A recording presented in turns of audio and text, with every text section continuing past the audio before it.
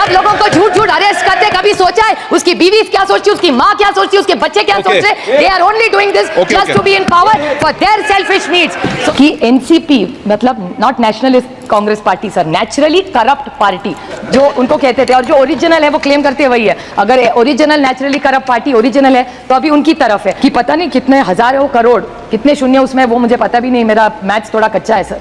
सो इन्फोसिस को 30,000 करोड़ या 3,000 करोड़ पता नहीं कितने, फिर एक बार न्यूज आई कि वो विड्रॉ कर रहे हैं, आप कह रहे हैं, आज फिर से न्यूज आई नहीं। It's in this mismanagement of GST. ये बता दे कि इनकम टैक्स सीबी और ईडी का क्या हुआ, डर्टी डजन का क्या हुआ। हर 3-4 राज्यों में इलेक्शंस है, हरियाणा में हुड्डा जी के यहाँ है, तो रेवड़ियां तो बटेंगी, I have no problem with those रेवड़ीज। गरीब को कुछ मिलना हो तो जरूर दे दीजिए, but not at the cost of misleading the nation and misleading the state for the next 25, because आपका सारा सपना 47 का होता है। So we will come to power, but unfortunately stuck with their bad dealings. We don't want this inheritance tax from this government. So we really need to know, and government keeps talking about the whole, Atal ji ने तो ये लाया था. Sir, do you want to say something? Atal ji ने तो लाया था, FRBM Act was not brought by us. It was Atal ji's most wonderful, and मैं ऐसा कभी नहीं कहूंगी कि 70 साल में आपने कुछ नहीं किया, जब हर सरकार कुछ तो अच्छा करती है। हर सरकार ऐसे नहीं है कि कुछ अच्छा नहीं करती। So Atal, even if we worked in different ideologies, Atal ji was the tallest leader of this nation. FRBM Act was brought by him and we followed it meticulously, because हर रोज सर पेपर में आ रहा है कि पता नहीं कितने हजारों करोड़, कितने शून्य उसमें, वो मुझे पता भी नहीं, मेरा मैथ्स थोड़ा कच्चा है सर। सो इन्फोसिस को 30,000 करोड़ या 3,000 करोड़ पता नहीं कितने, फिर एक बार न्यूज आई कि वो विड्रॉ कर रहे हैं, आप कह रहे हैं, आज फिर से न्यूज आई नहीं। It's in this mismanagement of GST. Infosys, such a big international company doing such good service. I don't know whether taxing them is right or wrong, but is this the GST management? This is not management, this is mismanagement. तो ये website please सुधारिए, इसमें आम आदमी जिसका account Deloitte में है उसको कोई दिक्कत नहीं आ रही है, लेकिन जो आम आदमी जिसको आप इतना टैक्स कर रहे हैं उसको दिक्कत हो रही है। So this entire MCA website needs to improve itself. Sir GST council, हाँ टैक्स भरने में कोई दिक्कत नहीं है, इस देश का बहुत से ज्यादा आदमी ईमानदार है, टैक्स भरना चाहते, बट टैक्स भरेंगे तो सर्विस भी चाहते। सदन के बाहर ही पूछ लेना। Sir another question which even Krishna said is about, ये किसानों की आय दुगनी करना चाहते हैं। The input tax is so high, what was the idea of the GST? One country, one nation, one tax, 5, 12, 18, and then you say कृषि प्रधान देश है, फिर आप किसान को ही तो टैक्स करे जा रहे हैं। And I'm not reading the whole list which my colleague Krishna read, but from tractors to equipment to irrigation equipment to sprinklers, सबको 12, 18, 5. My problem is, my demand is that anything that concerns agriculture should be zero. अगर आप minerals को zero कर सकते हैं तो किसान को क्यों नहीं कर रहे? मिनरल्स का टैक्स आपने जीरो किया है, और सर देश के टैक्स नहीं, जो बाहर से मिनरल्स आएगा उसको आपने जीरो टैक्स कर दिया। वो किसके के लिए? मुझे, I am not some mineral expert, तो मैं आरोप नहीं करूंगी इनकी तरफ, झूठे आरोप नहीं कर सकती मैं, जो उसको जब उसको दिखाना है।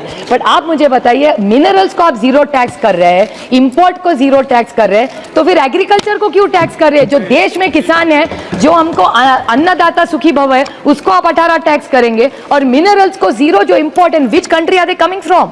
आई am not a mineral expert, but पढ़ने में समझ में आता है कि शायद चाइना को हो रहे, ऐसा पेपर में आया है, मुझे नहीं पता। तो सरकार जवाब दे कि मिनरल्स एट जीरो, गोल्ड का भी किया, अच्छी बात है, और कम करिए। तो जो गलत काम गोल्ड में हो रहे वो भी बंद हो जाएंगे, तो गोल्ड का भी कम करिए, मिनरल्स का करना न करना इनका, but the government must justify why agriculture is tax so highly and imports of minerals is zero tax. This is an answer they owe to the nation and to the farmer of this country sir. No, तो zero tax करने की क्या जरूरत है? किसको please कर रहे हैं? Sir the other thing is about research. Talk about ED and CBI. मैं तो उसको आइस बोलती हूँ सब, आइस मतलब बर्फ नहीं, ICE means income tax, CBI and ED, that's what ICE stands for. And they were talking about it and they were taking this high morality ground. I want with full humility and data tell the honourable member from the treasury bench कि ICE जब होता है ना सिर्फ opposition पे चलता है, वो कभी नहीं, और आइस वाले जब यहाँ से वहाँ जाते हैं ना तो वॉशिंग मशीन से निकल के पूरा ईडी सीबीआई इनकम टैक्स का केस चल जाता है। I can give you data and I can table that data in this floor of this house. So ये डर्टी डजन वगैरह ये सब चीजें थी ना। एक मिनट पूरा बोल लेने दो। I am happy to yield. पूरा बोल लेने दो, पूरा बोल लेने दो। No, I am happy to yield on this issue. नहीं, I am happy to yield on this. आप मौका क्यों दोगे? आप थोड़ी आदेश दे सकते हो, आप बैठो, पहले आप पूरी बात कर लो। अच्छा, yield नहीं करूं मैं sir? Sir, I was happy to yield on income tax CBR ED. Sir, BJP was the government which talked about high morality. ना खाऊंगा ना खाने दूंगा. बड़ी अच्छी बात थी. मैं भी प्रभावित थी कि इस देश से अगर करप्शन जा रहा होगा तो अच्छी बात है. लेकिन ऐसा महाराष्ट्र में और देश में हुआ नहीं सर, क्योंकि ये इनकम टैक्स सीबीआई और ईडी का जो आइस है, और एक स्टोरी चलती थी महाराष्ट्र में सर जिसको बोलते थे डर्टी डजन. डर्टी डजन मतलब बीजेपी के एक वरिष्ठ नेता है, सांसद रहे हुए, वो आरोप करते थे कि एनसीपी मतलब not Nationalist Congress Party sir, naturally corrupt party जो उनको कहते थे, और जो ओरिजिनल है वो क्लेम करते वही है. अगर original naturally corrupt party original है तो अभी उनकी तरफ है. So I seek a clarification from the honourable finance minister कि she should give us a line and tell us कि income tax CBI ED naturally corrupt party original बड़ा claim करते हैं उनकी है. तो ये बता दे कि इनकम टैक्स सीबीआई ईडी का क्या हुआ, डर्टी डजन का क्या हुआ. स्पीकर सर, मैंने पिछली बार बोलते हुए ये कहा कि ये मोदी जी की सरकार है और ये अपनों को भी नहीं छोड़ती. इसी सदन के सदस्य भारतीय जनता पार्टी के जीएम सिद्धेश्वर थे, उनके ऊपर इनकम टैक्स का रेड हुआ. 80 करोड़ रुपया जो है उससे भारत सरकार ने लिया. ये मोदी जी की सरकार है. यदि भारतीय जनता पार्टी के भी लोग चोरी करेंगे तो उनके ऊपर भी इनकम टैक्स होगा, ईडी होगा.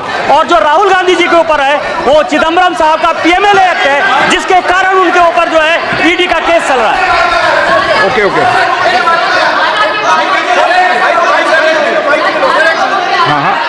Every time, Mike sir, yes. Sir, every time Honorable Chair allowed Nishikant Dubey to speak.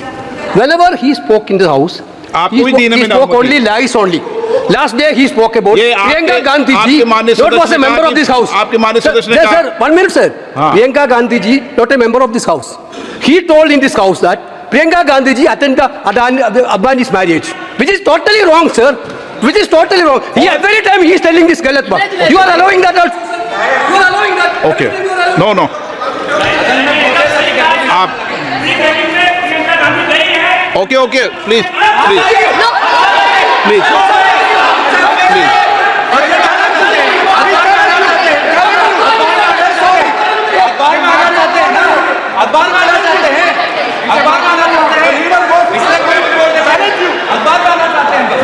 Okay, आप कंक्लूड कीजिए. Sir, I would like on behalf of my colleagues put it on record that she is not a part of this house, but at a personal level she is a woman and nobody should talk about a lady A who's not a part of this house. B, she has not attended and there is nothing wrong in attending even if somebody did. कोई चोरी नहीं है उसमें. जिस शादी में प्रधानमंत्री जा सकते हैं उसमें क्या दिक्कत है किसी और को जाने के लिए? So it's not fair to say bring somebody's wedding in it. Sir, it's not fair. Sir, it's not fair. She is not a member. Sir, she is not a member of this house and she did not attend. Let's go by factuals. There's nothing wrong in attending a wedding officially. What is wrong in attending? But let's not do a fake narrative. Okay. The problem with the BJP is they do fake narrative and malign people. They have maligned my family as the way they have maligned hundreds of other families. Have they ever thought what our families go through? जब लोगों को झूठ arrest करते, कभी सोचा है उसकी बीवी क्या सोचती है, उसकी माँ क्या सोचती है, उसके बच्चे क्या सोच रहे हैं? They are only doing this just to be in power for their selfish needs. So they should be fair. I remember Amit Shah ji's statement. I'm saying this last Amit Shah ji's statement. I'd like to quote the Honorable Amit Shah ji. He जब आप एक उंगली सामने दिखाते हो तो 3 उंगलियां खुद पे. BJP with full humility I quote Amit Shah ji only कि जब एक उंगली हमारी तरफ दिखाते हैं तो 3 आपकी तरफ है. दैट्स ऑल आई से. Thank you very much. Bhajap खासदार निशिकांत दुबे यांनी सदनात केलेल्या भाषणात प्रियांका गांधी यांचा उल्लेख करत त्या अंबानीच्या लग्नात उपस्थित राहिल्याचा दावा केला होता. त्या दाव्यावरून राष्ट्रवादी काँग्रेसच्या खासदार सुप्रिया सुळे यांनी लोकसभेत तडाखेबंद भाषण करत भाजपला फटकारलाय.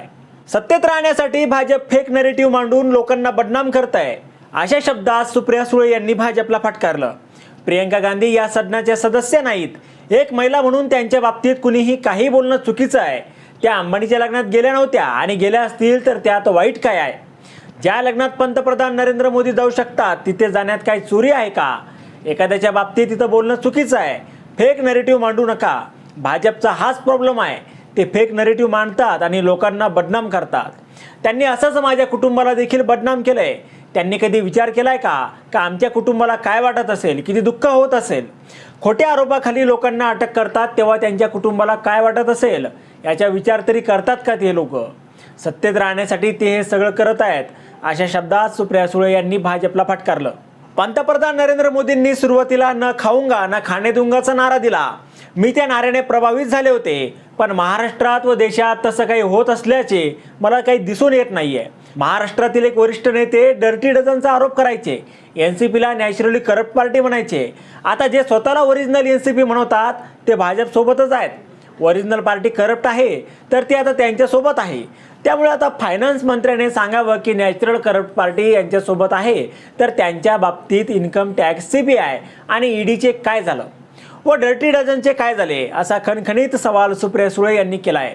अमित शहा जे बोलले होते की जर तुम्ही एक बोट आमच्याकडे दाखवतात तेव्हा 3 बोट तुमच्याकडे असतात. मला भाजपला हे सांगायचं आहे की तुम्ही जेव्हा आमच्याकडे एक बोट दाखवता तेव्हा 3 बोट तुमच्याकडे असतात, हे तुम्ही विसरू नका, असं देखील सुप्रिया सुळे यावेळी संसदेत बोलताना म्हणाले.